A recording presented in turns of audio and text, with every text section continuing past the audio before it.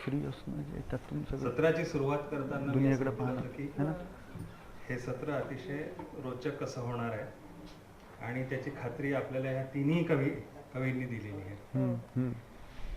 Malcolm पट्टे, Ignatius आणि कल्पनाताई दुधाळ यांच्या कविता खरोखर आपण पूर्ण वेळ अतिशय अटेंटिव्हली ऐकत होतो. तिघांच्याही भूमिका त्यांनी ज्या सांगितल्या त्याही लक्षणीय होत्या आणि त्या अतिशय थेट आणि अतिशय स्पष्ट होत्या. कवितेची आपली एक भूमिका असली पाहिजे आणि ती अशा पद्धतीने असली पाहिजे की ती आपल्याला स्वतःला पटलेली आहे. इग्नेशियस जरी असं म्हणत असला की मी माझी भूमिका शोधायला सुरुवात केली आणि ते लिहायला केली, पण त्यांनी सुद्धा आपली एक व्यवस्थित भूमिकेची चौकट मांडलेली आपल्याला दिसते. चंद्रशेखर मलकमपट्टे आणि मी असं आमच्यात एक नातं आहे असं माझ्या लक्षात आलं. आम्ही दोघंही निजामीतले लोक, इथं आणखी काही लोक, आणि ते आपल्या भूमिकेत ज्या पद्धतीने सुरुवातीला सांगत होते तसं एक छोटीशी आठवण मला आली की निजामीत आमचं गाव औरंगाबादपासून 90 किलोमीटर 100 किलोमीटर दूर असं होतं आणि जेव्हा रझाकारीमध्ये गावाच्या गावं मुस्लिम हिंदूंना मारत होते, हिंदू मुस्लिमांना मारत होते आणि गावात विहिरी भरल्या जात होत्या प्रेतांनी. अशा एका 5 मिनिटं अशा एका टप्प्यावर माझी विधवा आजी घाबरून तिची 2 लहान लहान मुलं घेऊन पायी चालत 100 किलोमीटर औरंगाबादला आली. आणि अशा तऱ्हेने कल्पनाताईंच्या आणि चंद्रशेखरच्या पण सुद्धा बोलण्यात जसे विस्थापनाचे संदर्भ आहेत तसे आमच्या कुटुंबाच्या असण्यात सुद्धा विस्थापनाचे संदर्भ आहेत. मला छान वाटलं. मलकमपट्ट्यांचा सगळा जो स्वर आहे तो अतिशय चांगल्या सकारात्मक अशा क्षोभाचा स्वर आपल्याला दिसतो. शासन व्यवस्था आणि कृषीजन व्यवस्था याच्यातला तो संघर्ष आणि त्यातला ताण तो ते अतिशय रेखीवपणे मांडतात. अर्धनागरी पण नाही आणि अर्धशहरी पण नाही, अशा संधी रेषेवरचं ही सगळी घालमेल आहे. आणि अनेक गोष्टींबद्दल शेतकऱ्यांच्या वर होणाऱ्या अन्यायाविरुद्ध प्रतिरोध ज्या पद्धतीने त्यांच्या कवितेतून येतो तो अतिशय स्पृहणीय असा वाटतो. त्यांनी एक इशारा दिला आणि तो मला खूप छान वाटला. म्हणजे सकाळपासून आपण प्रतिरोध, संघर्ष असे खूप शब्द मध्ये मध्ये येत आहेत आणि तो भूमिकेतला त्यांचं एक वाक्य मला आवडलं की आता आपल्याला समूहानं वावरण्याची आणि निर्णय घेण्याची वेळ आलेली आहे. हे मला खूप इथे अधोरेखित करा असं वाटतं. इग्नेशियस हे तिघही वेगवेगळ्या परिवेशातले कवी आहेत आणि त्यांनी आपल्या जगण्यातले प्रत्यक्ष अनुभव इथे सांगितलेले आहेत. इग्नेशियसच्या आपण सगळ्या कविता ऐकल्या. मला त्यात आपण सर्फिंग करणारी सगळं गाढवच आहोत हे मला फारच आवडलं. आपल्यालाही स्वतःला शिवी द्यायची इच्छा होते आणि ती इतक्या सोप्या पद्धतीने इग्नेशियस आपल्याला शिकवतो शिव्या देणं, हे मला खूप बरं वाटलं. त्यांनी खूप छान पद्धतीने एक मला आणखी एक त्याचं आवडलं की सिन ज्याला आपण पाप म्हणतो त्यावरची शेवटची जी कविता होती ती त्यांनी खूप छान मांडली. आणि हे आपण खरंच पापी आहोत. वी ऑल आर सिनर्स म्हणजे बायबल पण सांगतं आणि बॅबिलोनियन गोष्ट जी आहे टॉवर ऑफ बेबेल मधली ती पण आपल्याला सांगते. त्या सगळ्या गोष्टीची मला इग्नेशियसच्या कवितांमुळे आठवण झाली. ती बेबेलची गोष्ट मी काय पुरती सांगत नाही. कल्पनाताईंच्या ह्या तिघांच्याही कविता मी आधी ऐकलेल्या होत्या, पण आज अगदी प्रामाणिकपणे कबूल करतो की मी ह्या तिघांच्या कवितांचा चाहता झालेलो आहे. मला खूप आवडलं.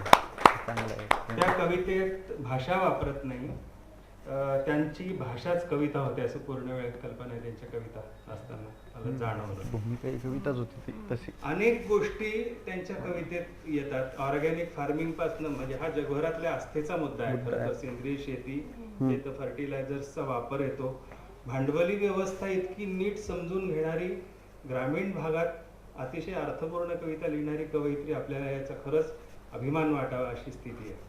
आणि त्यांना ह्या सगळे पेच जे आहेत त्यातली नेमकी खोज कळलेली आहे.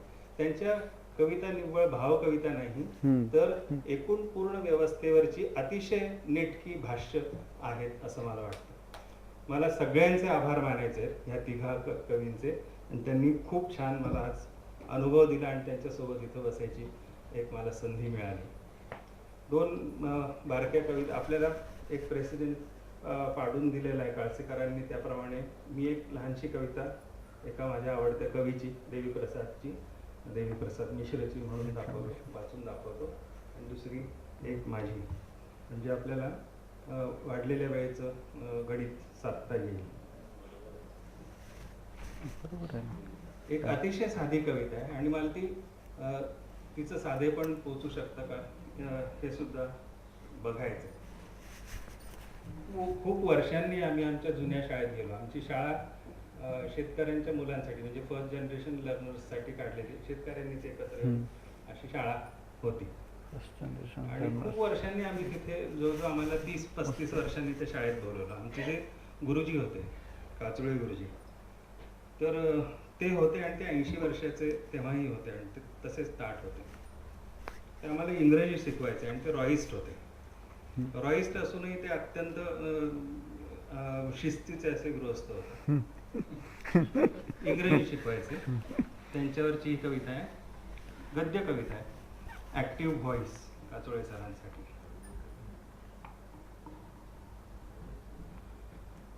30 वर्षांनी तुम्हाला अचानक भेटल्यानंतर आपल्यातला नवाबी गालिचा विरत चालला होता. गालिच्याच्या दुसऱ्या टोकाला तुम्ही उभे होतात. तुम्ही वाकलेले नव्हताच कधी, आताही तसे दिसत नव्हता. वय वाकवताना थोडंफार तेवढाच भास, बाकी तेच खादीचे कपडे आणि रोखून पाहणारी तीच करडी नजर. तुम्ही भाषा नाही शिकवली सर, व्याकरण शिकवलं. तुम्ही भाषा नाही शिकवली सर, तुम्ही व्याकरण शिकवलं आम्हाला आणि भाषेत सोडून दिलं ऍक्टिव्ह पॅसिव्ह कर्तरी प्रयोग. रॉईस्ट तटस्थ त्यानं गांधी सांगितला. शाळाच होती शेतकऱ्यांच्या पहिल्यांदा शिकणाऱ्या मुलांची, तर सांगायचा की ज्ञान हेच मूल्य आहे प्राथमिक, आणि करुणा. स्वातंत्र्याच्या कहाण्या सांगितल्या नाहीत, पण त्या दिसायच्या, ऐकू यायच्याच तुमच्या भोवती पार्श्वसंगीतासारख्या. क्या बात है, क्या बात है. तुम्ही क्षमा नाही केली कधी भिजल्या गणवेशात उशिरा शाळेत आलो तेव्हा. माफक हसून कधीतरी कौतुकही केली, ती लक्षात राहिली. काळोख्या दिवसात देशातल्या रात्रीच्या बैठकीत उजेडाचे हक्क सांगितले होते सर तुम्ही आम्हाला. आताच वेगळं आहे सर, असं म्हटलं असतो तर म्हटलं असता. सगळ्याच काळात हे असंच असतं. युद्ध होतात, सामूहिक कत्तली होतात, कापली जाळली जातात माणसं, पायाखालची भूमी आणि डोळ्यावरचा आभाळ ओढून बेदखल केली जातात. पण तरी सर काय करावं अशा या काळात. तुम्ही निघालाच होतात तेव्हा थांबून काठी टेकून पाठीवर हात ठेवत म्हटला, बोलता येतं ना, मग बोलत राहा. आणि तुम्ही निघून गेला.